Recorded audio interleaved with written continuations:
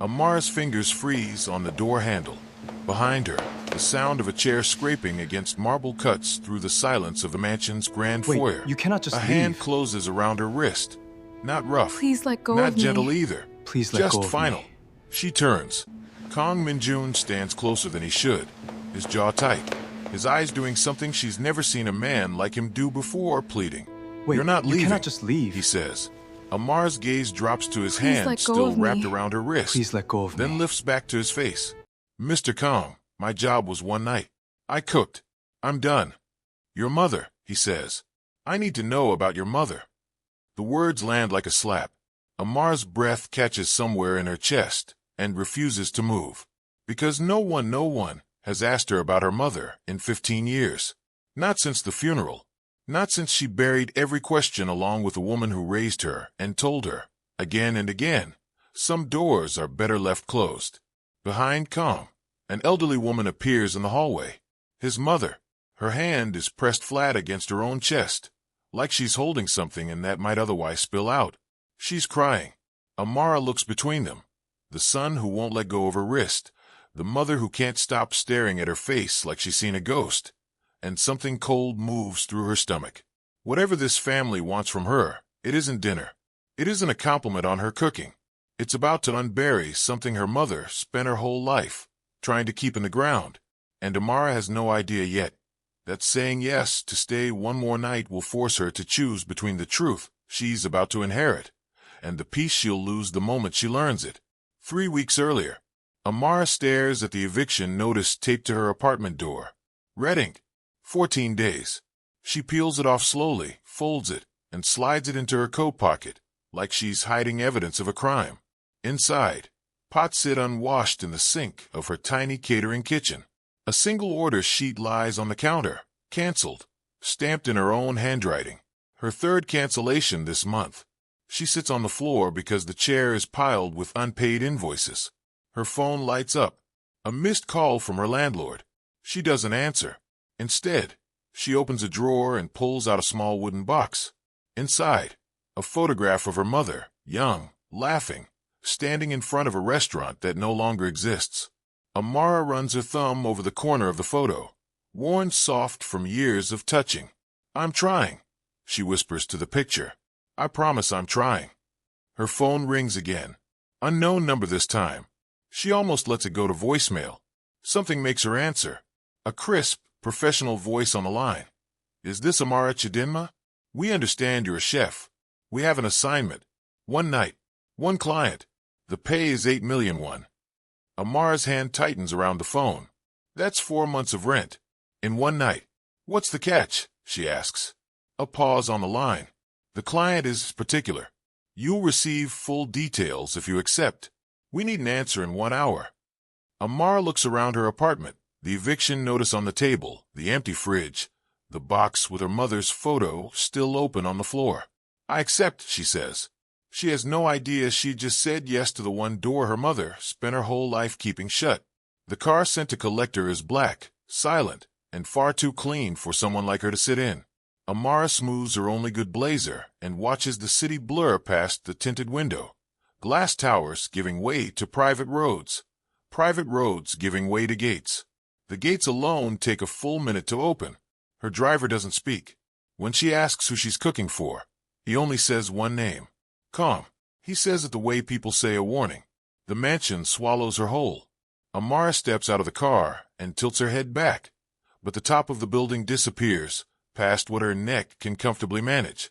A staff member rushes to meet her, mid-30s, tight smile, tighter shoulders. You're late, the woman says, though Amara is 4 minutes early. I was told 7. Mr. Kong doesn't tolerate almost on time. The woman turns sharply. Follow me. Quickly. Amara follows her through a kitchen larger than her entire apartment building. Copper pans hang from the ceiling like church bells. An older cook, hunched over a prep station, grabs Amara's sleeve as she passes. Don't make mistakes tonight, the woman hisses. Not one. Do you understand? It's just dinner, Amara says. The old cook's face doesn't relax. It is never just dinner in this house. Amara is left alone in the kitchen with the ingredients list and 40 minutes before guests arrive. She ties her apron, rolls her sleeves, and starts arranging spices on the counter, until her eyes catch something on the shelf above the pass. A framed photograph. A family portrait, decades old. A younger version of the elderly matriarch stands beside a man in a dated suit. Between them, a little girl, maybe 6, gap-toothed and smiling.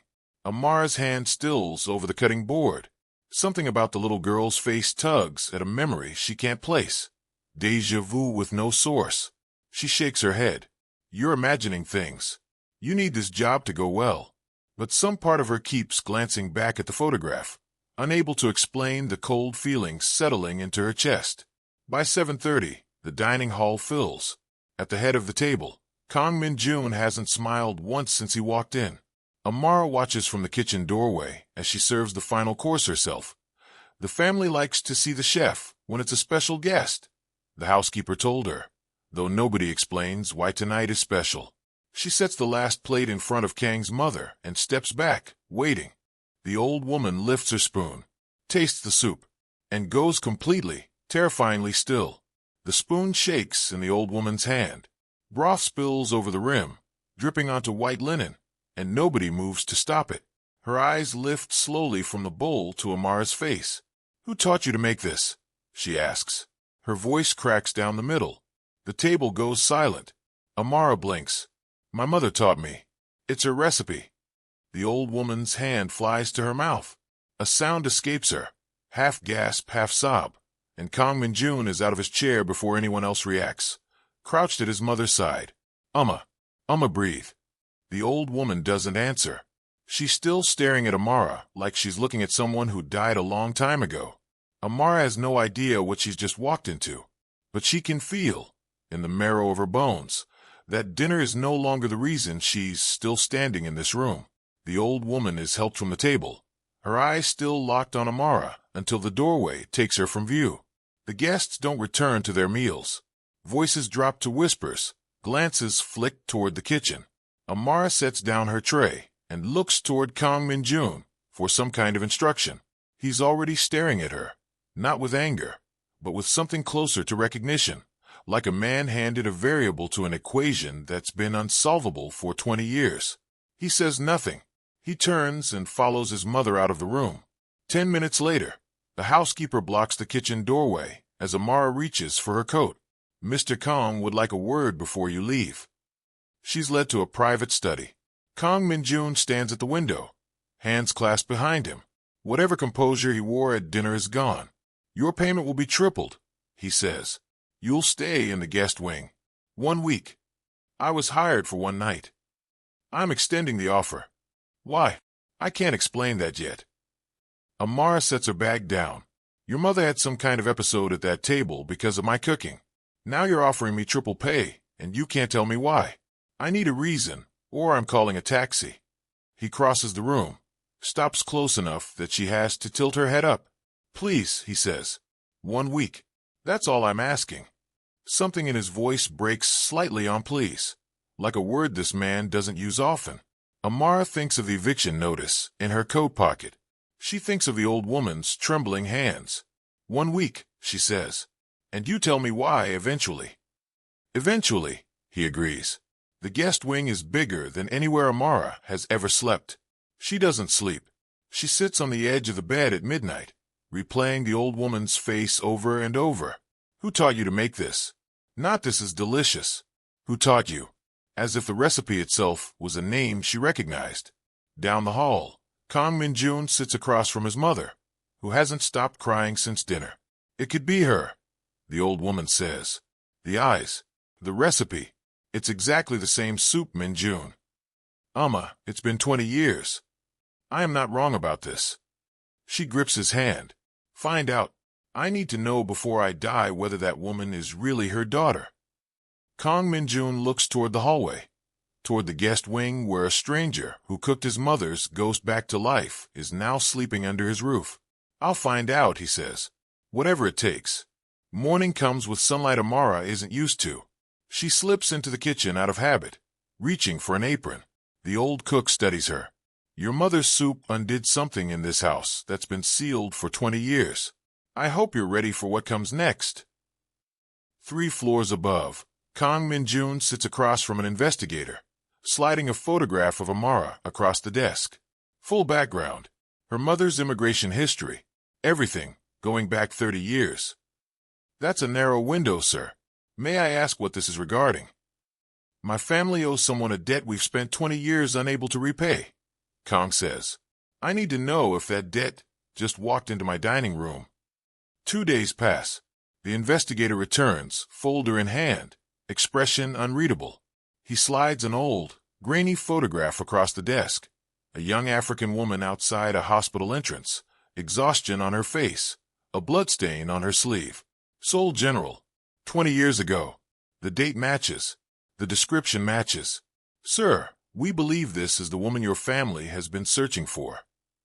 Kang Min-jun stares at the photograph, at a face he's only ever heard described in his mother's grief-choked stories, and feels something shift permanently in his chest. Give me everything you have on her, he says. Tonight.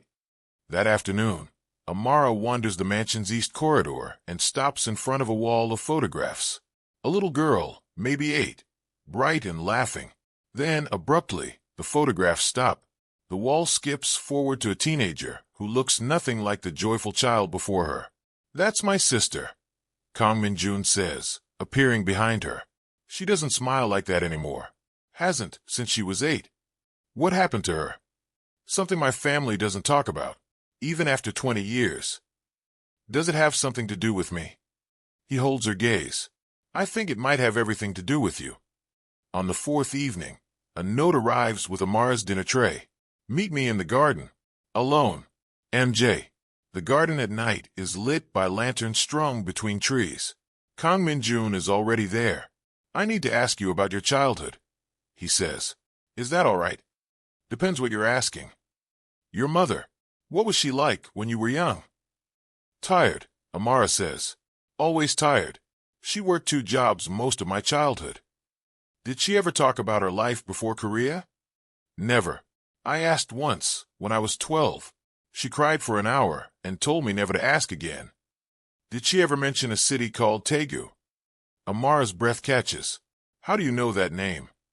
He reaches into his coat and produces a small velvet pouch, worn soft with age. My mother asked me to show you this. She's kept it in a drawer for 20 years. She's never let anyone else touch it. He tips the contents into his palm. A necklace, delicate gold chain, a half-moon pendant, one edge slightly bent, like it survived something it shouldn't have. Amara's entire body goes cold. Where did you get that? You recognize it. That's... She pulls a matching pendant from beneath her shirt, fingers shaking. That's my mother's necklace. The other half. She told me she lost it. Kang Min-jun holds his half up beside hers. The 2 broken edges align perfectly. She didn't lose it, he says. She left it, the night she saved my sister's life. Amara sits down hard on the garden bench, the necklace clutched in her fist. 20 years ago, Kang Min-jun says. My little sister was in an accident. Critical. The hospital was overwhelmed. Everyone had given up on her surviving the night. Except one woman, a stranger. She stayed by my sister's side for 18 hours. Held pressure on a wound the doctors said was untreatable. Refused to leave even when security tried to remove her. His voice catches. By the time my parents arrived, my sister was stable, a miracle, and the woman was gone. No name. Just half a broken necklace left on the bed. Amara stares at the necklace, then at him, her whole childhood rearranging itself in real time. You think that woman was my mother. I think your mother saved my family, Kang Min-jun says, voice breaking, and then spent the rest of her life hiding from the gratitude she was owed. Amara presses her palm against her mouth, tears rising. Every unanswered question of her childhood is suddenly making sense. The lockbox, the refusal to discuss the past, the tears whenever Daegu was mentioned. Why would she never tell me, she whispers. I don't know, Kang Min-jun says, but I intend to find out, and I intend to make sure the world finally learns what she did, even 20 years too late. Word travels through the household by morning. The old cook takes Amara's hands. I was in this house when it happened. 20 years ago. We searched for that woman for years. We never imagined she'd send her daughter back to us instead. Kang Minjun's mother requests to see Amara alone that afternoon, in a sunroom overlooking the garden. She takes both of Amara's hands, gripping them like she's afraid Amara might disappear the way her mother once did. Without your mother, my daughter would not be alive today. Not one more birthday. Nothing. I have prayed for this moment for 2 decades. She never told me, Amara says, tears falling. I lived my whole life, not knowing what she carried. Then let us carry it together now. 3 days later, the Kang family holds a private ceremony in the same garden. No press, just family, staff, and a single-frame photograph, a young woman fierce-eyed, standing outside a hospital in a stained coat, kept 20 years in a drawer nobody dared open. Kang Minjun stands before the gathering. 20 years ago, a woman none of us knew walked into the worst night of our family's life and refused to let it end in tragedy. She asked for nothing. She left before we could even learn her name. Today, we finally have the chance to say what should have been said 2 decades ago.